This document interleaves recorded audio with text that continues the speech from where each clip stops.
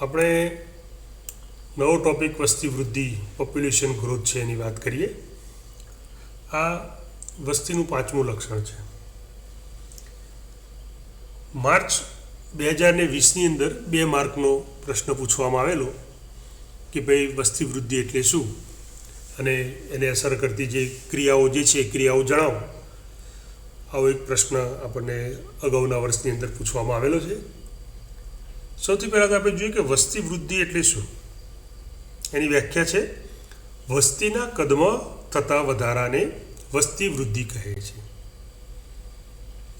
વસ્તીના કદમાં થતા વધારાને શું કહેવામાં આવે છે? વસ્તી વૃદ્ધિ. કોઈપણ જાતિ માટે વસ્તીનું કદ એ સ્થિર માપદંડ નથી. એટલે કે વસ્તીનું કદ જે છે એ વસ્તીની તેના રહેઠાણમાં અસ્તિત્વ વિશે આપણને ઘણી બધી માહિતી આપે છે. એટલે આ વસ્તી વૃદ્ધિ જે છે એ સમય સમયે બદલાતી રહે છે અને એના માટે કેટલાક પરિબળો જવાબદાર છે. એટલે કે આ વસ્તીનું કદ જે છે એ કદ જુદા જુદા પરિબળો જે છે એ પરિબળો પર આધાર રાખે છે. અને આવા પરિબળો જે છે એમાં એક છે આહારની ઉપલબ્ધિ. બીજું છે પરભક્ષણ પ્રભાવ. પરભક્ષણ પ્રભાવ એટલે શું?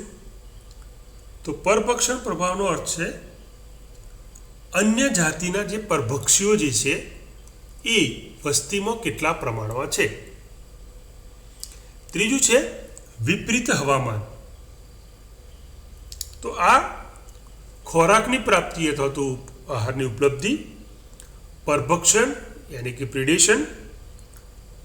ત્રીજું છે દબાણ અને ચોથું છે વિપરીત હવામાન અથવા તો એને કહેવામાં આવે છે અપચયિત હવામાન. તો આ બધા જે પરિબળો છે એના ઉપર વસ્તીનું કદ જે છે આધાર રાખે છે. વાસ્તવની અંદર વસ્તી ગીચતામાં થતા આ ફેરફારો જે છે એ આપણને વસ્તીમાં શું થઈ રહ્યું છે એનો ખ્યાલ, આઈડિયા જે છે અથવા તો વિચાર જે છે આપણને આપે છે. કોઈપણ વસ્તી કદ જે છે કે શું એની અંદર વસ્તી ગીચતા વધી રહી છે કે ઘટી રહી છે આ અંગેની આપણને ખ્યાલ અથવા તો વિચાર અથવા માહિતી આપે છે. અંતિમ કારણ કોઈ પણ હોય, એટલે કે કોઈ પણ પરિબળના કારણે હોય, પરંતુ આપેલ સમય દરમિયાન આપેલ નિવાસસ્થાનમાં વસ્તીની ગીચતા જે છે એ 4 મૂળભૂત પ્રક્રિયાઓ જે છે એ પ્રક્રિયાઓમાં ફેરફાર થવાને કારણે વધતી કે ઘટતી રહે છે. તો આવી કઈ એવી ક્રિયાઓ છે, 4 ક્રિયાઓ કે જેના કારણે વસ્તી જે છે એ વધતી અથવા તો ઘટતી રહે છે. તો આ જે મૂળભૂત 4 ક્રિયાઓ જે છે એમાંની 2 ક્રિયાઓ છે જન્મદર અને અંતઃસ્થળાંતરણ. આ 2 ક્રિયા એવી છે, જન્મદર અને અંતઃસ્થળાંતરણ, કે જે વસ્તી ગીચતામાં વધારો કરવા માટે જવાબદાર છે અથવા ફાળો આપે છે. અને બીજી 2 ક્રિયાઓ છે મૃત્યુદર અને બહિર્સ્થળાંતર. તો આ બંને ક્રિયાઓ જે છે કે જે વસ્તી ગીચતામાં ઘટાડો કરવાની અંદર ફાળો આપે છે. એટલે 2 ક્રિયાઓ એવી છે જન્મદર અને અંતઃસ્થળાંતરણ કે જે વસ્તી ગીચતામાં વધારો કરે છે, જ્યારે 2 ક્રિયાઓ એવી છે કે મૃત્યુદર અને બહિર્સ્થળાંતરણ કે જે વસ્તી દર ગીચતામાં ઘટાડો કરે છે. તો આ જે 4 મૂળભૂત પ્રક્રિયાઓ જે છે એ 4 મૂળભૂત પ્રક્રિયાઓ વિશેની આપણે સામાન્ય માહિતી મેળવીએ કે ભાઈ જન્મદર એટલે શું? નેટાલિટી અથવા તો આપણે એને બર્થ રેટ કહીએ છીએ. તો એનો સ્પષ્ટ વ્યાખ્યાયિત એ રીતે થાય કે વસ્તીમાં આપેલ સમયગાળા દરમિયાન જન્મ પામતા સજીવોની સંખ્યા, જેને કહેવામાં આવે છે જન્મદર. શરૂઆતની અંદર આ જન્મદર જે છે એ ગીચતામાં ઉમેરો કરે છે, આરંભિક ગીચતામાં વધારો કરે. બીજી ક્રિયા છે મૃત્યુદર, મોર્ટાલિટી અથવા તો ડેથ રેટ. આપેલ સમયગાળા દરમિયાન વસ્તીમાં મૃત્યુ પામતા સજીવોની સંખ્યા, એને કહેવાય છે મૃત્યુદર. કેટલા સજીવો મૃત્યુ પામે એમાં સમય નિશ્ચિત હોય અને નિવાસસ્થાન છે પણ નિશ્ચિત હોય. એટલે આપેલ સમય દરમિયાન આપેલ નિવાસ સ્થાનમાં વસ્તીમાં મૃત્યુની સંખ્યા એટલે એને કહેવાય છે મૃત્યુદર, મોર્ટાલિટી અથવા તો ડેથ રેટ. ત્રીજી આંતરક્રિયા જે છે અંતઃસ્થળાંતરણ, ઇમિગ્રેશન. તો એ જ જાતિના વ્યક્તિગત સજીવોની સંખ્યા કે જે આપેલ સમયગાળા દરમિયાન અન્ય જગ્યાએથી અથવા તો નિવાસસ્થાન કે વસવાટની અંદર ચાલ્યા આવતા હોય, આ ઘટનાને, આ ક્રિયાને કહેવામાં આવે છે અંતઃસ્થળાંતરણ. એટલે એ જ જાતિના વ્યક્તિગત સંખ્યાને આપણે ધ્યાનમાં લેવાની કે જે ચોક્કસ સમયગાળા દરમિયાન અન્ય નિવાસસ્થાનોમાંથી, અન્ય સ્થાનોમાંથી નિશ્ચિત વસ્તી જે છે, તો નિવાસસ્થાન છે, વસવાટ છે, એની અંદર ચાલ્યા આવે અથવા તો ઉમેરાય, તો એમને કહેવામાં આવે છે અંતઃસ્થળાંતરણ. ચોથી ક્રિયા જે છે એ છે બહિર્સ્થળાંતરણ, એમિગ્રેશન. બહિર્સ્થળાંતરણ એટલે શું? તો વસ્તીના સજીવોની એ સંખ્યા કે જે આપેલ સમયગાળા દરમિયાન નિવાસસ્થાન છોડીને બીજે ક્યાંક ચાલ્યા ગયા છે, અથવા તો એ ચોક્કસ જે નિશ્ચિત નિવાસસ્થાન છે એ નિવાસસ્થાનને છોડીને અથવા તો એમાંથી દૂર થાય, ચાલ્યા જાય, તો એવા સજીવો કે જે વસ્તીમાંથી બહાર જતા હોય એમને કહેવામાં આવે છે બહિર્સ્થળાંતર. તો વિદ્યાર્થી મિત્રો, અહીંયા જે બે ક્રિયાઓ છે અંતઃસ્થળાંતર યાની કે ઇમિગ્રેશન અને બીજું છે બહિર્સ્થળાંતર, એમિગ્રેશન. અંતઃસ્થળાંતર એટલે વસવાટની અંદર દાખલ થવા, નવા સજીવો દાખલ થતા જે સજીવો છે કહેવાય, અને બહિર્સ્થળાંતર એટલે કોઈ ચોક્કસ વસ્તી જે છે અથવા વસવાટ જે છે એમાંથી ચાલ્યા જતા અથવા તો બહાર નીકળી જતા જે સજીવો છે એ બહિર્સ્થળાંતર કહેવાય. જો સમય ટી સમયે વસ્તી ગીચતા કેપિટલ N હોય તો તે પછીનો સમય એટલે કે T+1 સમયે એ નિવાસસ્થાનની ગીચતા કેટલી હશે? જો આપણે T+1 સમયની વસ્તી ગીચતા શોધવી હોય તો એના માટેનું સૂત્ર છે T+1 બરાબર n small t plus big બ્રેકેટમાં small bracket b plus i minus another small બ્રેકેટમાં d plus e is equal to n+1, એટલે કે T+1 સમયે વસ્તી ગીચતા શોધવા માટેનું આ સૂત્ર છે. હવે આ સમીકરણની અંદર તમે જોઈ શકો છો, જો જન્મ લેતા સજીવોની સંખ્યા યાની કે b, બર્થ રેટ અથવા તો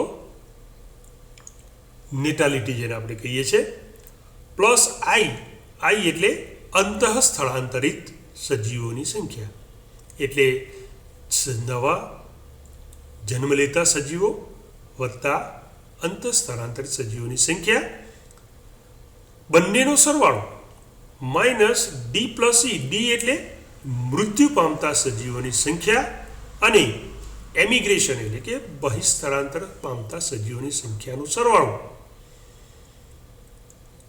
આ જો સરવાળો કે જે વસ્તી વધારે હોય તો એની અસર વસ્તી ગીચતા ઉપર થાય.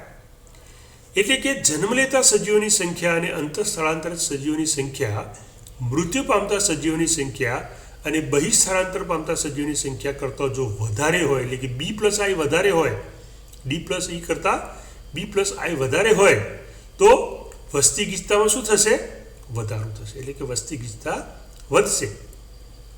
જો એનાથી ઉલટું, એટલે કે d પ્લસ ઈનો જે સરવાળો જે છે એ b પ્લસ આઈના સરવાળા કરતાં વધારે હશે તો વસ્તી ગીચતા શું થશે?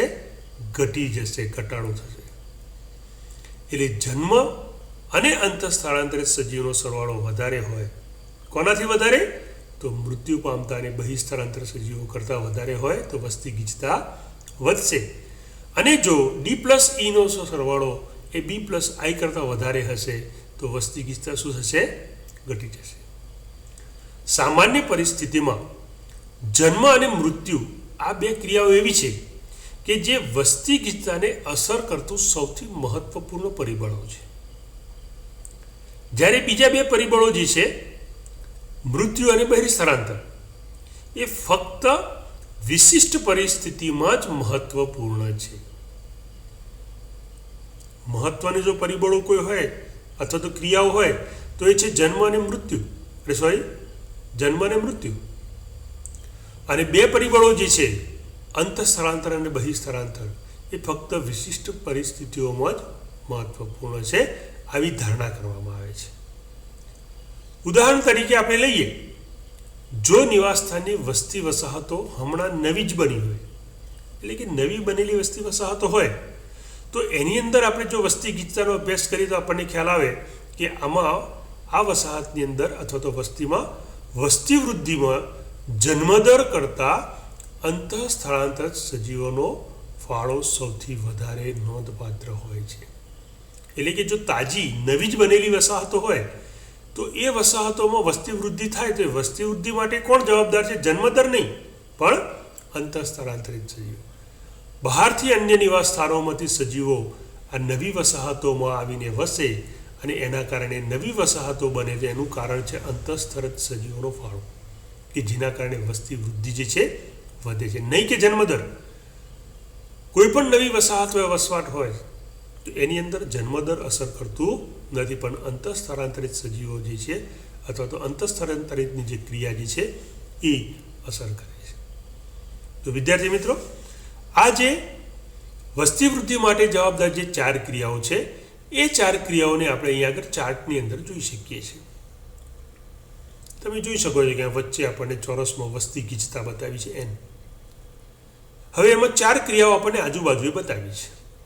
એમાંની 2 ક્રિયાઓની આપણે વાત કરી કે ભાઈ જન્મદર નેટાલિટી અથવા તો birth rate B, capital B, અને અંતઃસ્થળાંતરણ ઇમિગ્રેશન, આ બંને આપણને વસ્તી ગીચતા એરો દ્વારા જ બતાવ્યા છે. એટલે બંને પ્લસ છે. એનો અર્થ એ કે આ બંને ક્રિયાઓ જે છે એ વસ્તી ગીચતામાં વધારો કરવાનું કામ કરે છે. જ્યારે બાકીની 2 ક્રિયા જે છે મૃત્યુદર મોર્ટાલિટી અથવા તો ડેથ રેટ એટલે કે કેપિટલ D, અને એમિગ્રેશન અથવા તો બહિઃસ્થળાંતર કેપિટલ E, આ બંને ક્રિયાઓ એવી છે કે જે વસ્તી ગીચતામાં ઘટાડો કરે છે. એટલે અહીંયા આગળ આપણને એરો બહારની બાજુએ બતાવ્યું છે ને માઇનસનું નિશાન તમે જોઈ શકો છો. તો માઇનસનું નિશાન અથવા તો આ બહારની તરફ એરો જે છે એ આપણને બતાવે છે કે આ બંને ક્રિયાઓ એવી છે કે જે વસ્તી ગીચતામાં ઘટાડો કરે છે. જ્યારે આ 2 ક્રિયાઓ એવી છે કે જે વસ્તી ગીચતાની અંદર વધારો કરે છે. તો અહીંયા આગળ આપણે વસ્તીનું જે 5મું વૃદ્ધિનું જે લક્ષણ જે છે એમાં વસ્તી વૃદ્ધિ પર અસર કરતી જે 4 પ્રક્રિયાઓ જે છે, મૂળભૂત પ્રક્રિયાઓ જે છે, જેમાંથી જન્મદર અને અંતઃસ્થળાંતર વસ્તી ગીચતામાં વધારો કરે છે, જ્યારે મૃત્યુદર અને બહિઃસ્થળાંતર જે છે એ વસ્તી ગીચતામાં ઘટાડો કરે છે. તો આ n સમયની આપણે વાત કરી, પણ જો n+t સમય હોય તો આ બંનેનો સરવાળો જો આ બેના સરવાળા કરતાં વધારે હોય તો વસ્તી ગીચતા જે છે વધે. જો મૃત્યુદર અને બહિઃસ્થળાંતરનો સરવાળો અંતઃસ્થળાંતર અને જન્મદર કરતાં વધારે હોય તો વસ્તી ગીચતા ઘટે. તો અહીંયા આગળ વસ્તી વૃદ્ધિ માટે જવાબદાર જે જુદા જુદા પરિબળો જે છે અથવા તો જે ક્રિયાઓ જે છે કે જે વસ્તી વૃદ્ધિને અસર કરે છે, આની આપણે વાત કરી.